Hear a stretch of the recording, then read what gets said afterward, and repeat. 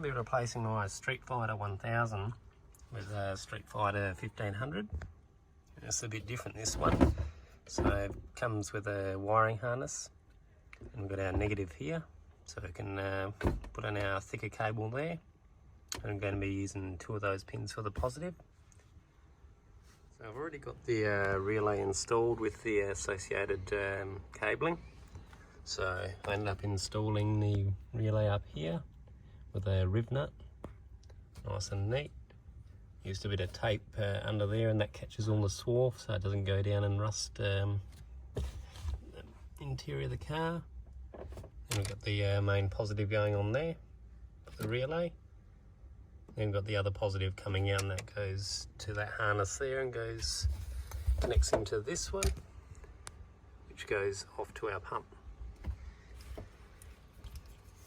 So that connects onto the top of our Street Fighter 1500. That goes onto the negative terminal, and then this goes onto the existing connection. And that one will be coming back, and that'll connect onto here, which goes to our relay. That's our signal to close the relay and provide power to the pump. So we're going to feed this under here and come up through here, put a hole there, and I'll actually take these pins out, and that way I don't need such a big hole. Just got to make sure you put it in the correct holes again. So you got the negative and the positive on there, pretty hard to screw up.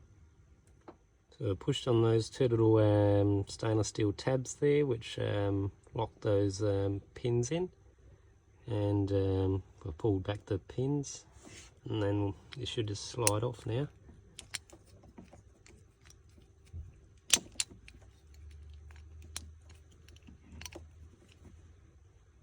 Bit hard to do it with one hand, but you get the idea. You can see those little catches there, they catch on that stainless steel spring, stop them from coming out. So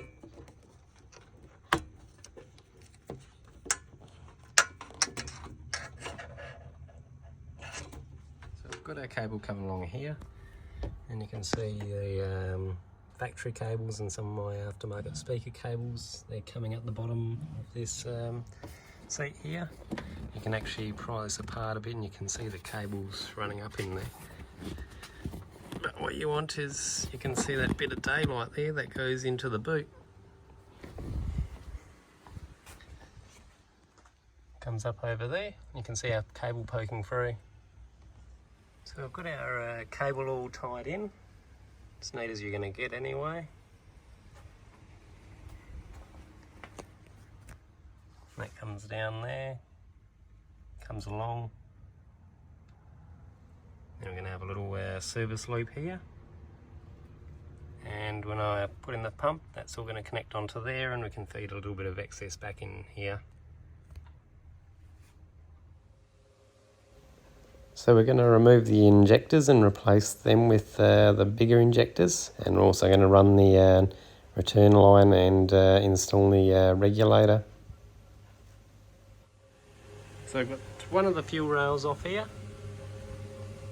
So you've got the injectors out.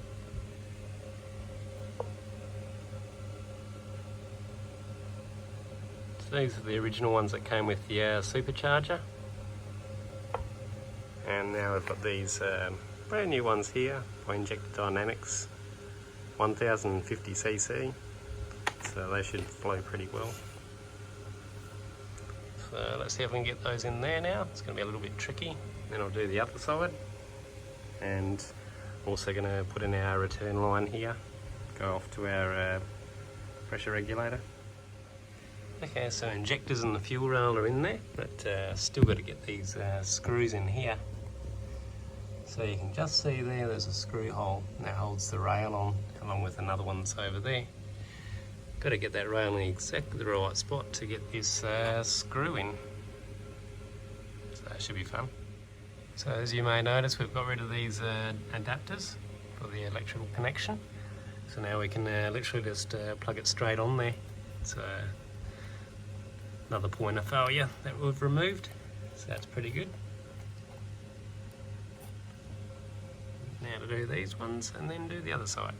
So this is a good example of where those electrical connectors are sitting with that adapter. So they're pretty close to our connector for the ignition coils. Those are aftermarket coils as well, which seem to work pretty good. And then we've got around here that we've got the new injectors in already. You can see they're sitting much lower, not as close to our electrical connector for the ignition coils. While I'm in here, why not just make a little boost adjustment, get a few more horsepower. So I've got our fuel rails installed, we've got the fuel lines for the return installed. That runs down here, and that goes to our regulator down here. So I've got our boost reference, and that's coming off the supercharger around here.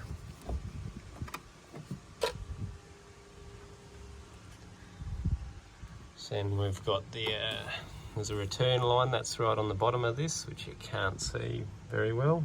So there's a bit of heat wrap around it.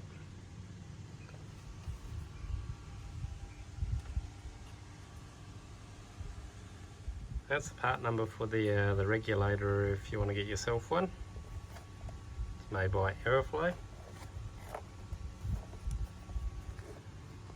That's that one down there. It's pretty shiny, so I'm quite happy with that. Hopefully it stays that way. So this is where the fuel line comes out.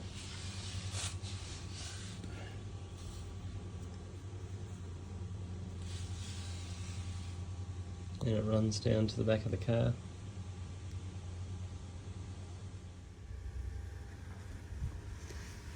So I had to notch this out here so that it we can get the line through. So I used a Dremel with a carbide burr on there. And just got to make sure it doesn't rub on there as well. So I've got enough space there that's not going to pull in there and rub.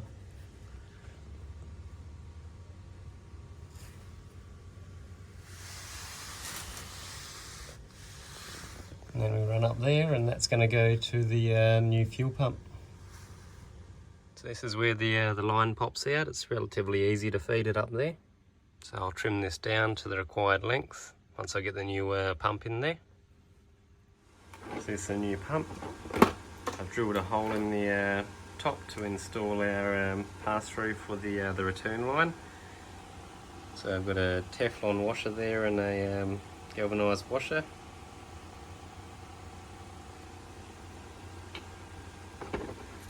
So you want to make sure you don't get any swarf or anything down inside the pumps when you're drilling that. So just cover all this up and make sure you don't drill through any of this as well. So in order to get this electrical connector off here, we pull this little tab back here. That way it unlocks it, and we can push down on that. And we can slide it off. And this one will be a bit trickier because I have to get both sides of that. We take that off, then I'll use a screwdriver to unlock this lock ring. So this is a new pump here. I've transferred over the float so I can tell what level the fuel's at. And this little plug here, this plugs into the top.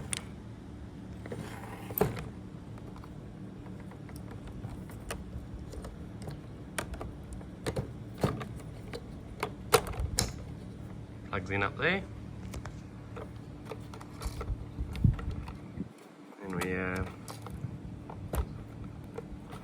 pop this in, just like that.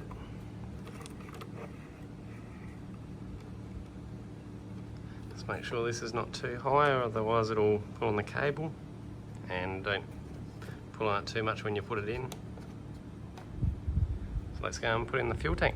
I've just had to trim this pass-through down because it was actually hitting on the wire here when this was compressed. So it should be a lot better now.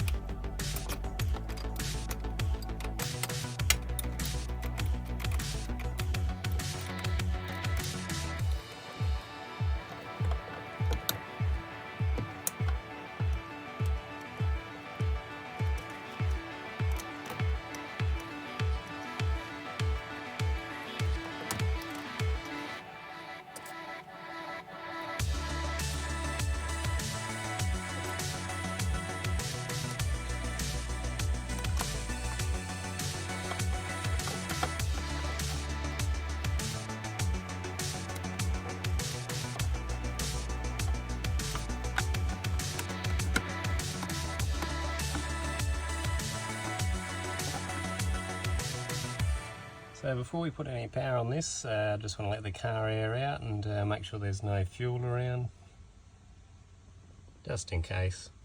So the last thing you want is it to go all up in flames. So it seems to fit in there quite nicely. Just might have a little bit of a rub on this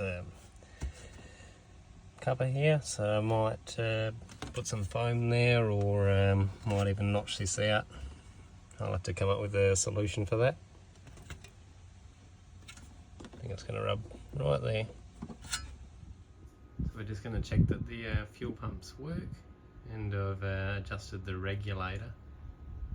It doesn't seem this regulator holds pressure, so it bleeds off, so it makes it a bit harder.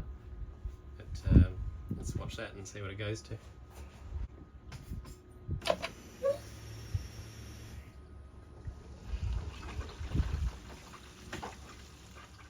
So this is our new fuel line here. So it's all nice and secured, so it can't go anywhere. I had to wrap it in some silicone and fiberglass so it doesn't heat soak from the exhaust here.